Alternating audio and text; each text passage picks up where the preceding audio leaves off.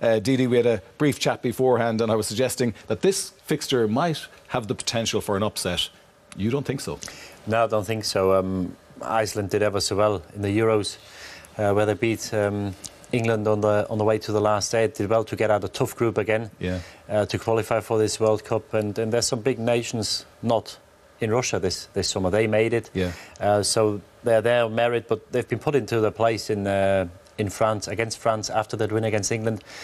And I think, you know, when you've got a hard-working team as they have, and in Sigurdsson they've got a playmaker who's got a little bit extra, you know, it can get you far, but it only gets you so far. But I think they're up against a very good team this afternoon, and I expect Argentina to take care of them.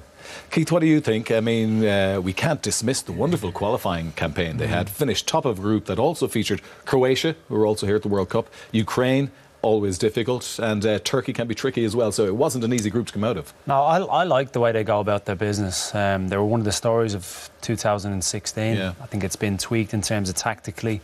They're more adaptable now. We've seen them playing a really rigid, narrow 4-4-2, frustrate, infuriate teams because they were so well organised. It really reminds me of us in Euro 88 and Italia 90, the way the whole of Iceland has been captured with the imagination, the journey that they're going on. It's going to be difficult today for them, but Argentina haven't convinced me at all thus far. We've spoke about Messi and we're going to speak a little bit more about him, but they are not in my category of favourites for this tournament tonight. I'm with you in terms of how you've lined it up, in terms of this could potentially be a banana skin, and certainly this group.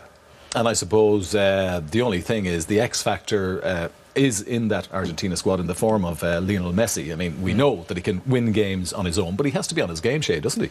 Yeah, I probably can agree with both lads, because you look at Messi, Aguero and Di Maria up front, the front three that most teams would love, but after that, Argentina aren't that strong. You know, defensively, even in the goalkeeper, he's got a reserve goalkeeper, say, in Caballero playing in goals.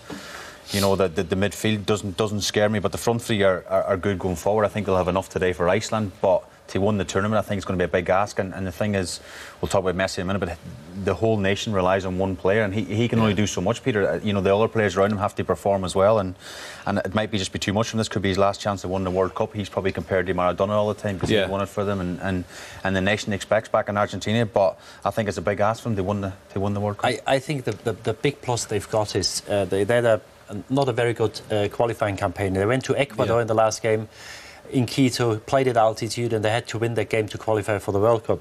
They've been 1-0 down after about 20 seconds. First attack, they score Ecuador, and I watched the game and I sat there and thought, you know, the next World Cup will be without Messi, because I didn't see them getting back and score 2 goals and chase a game in 2,500 meters altitude. And Messi again produced similar to Ronaldo yesterday. He got a hat-trick. They won the game 3-1.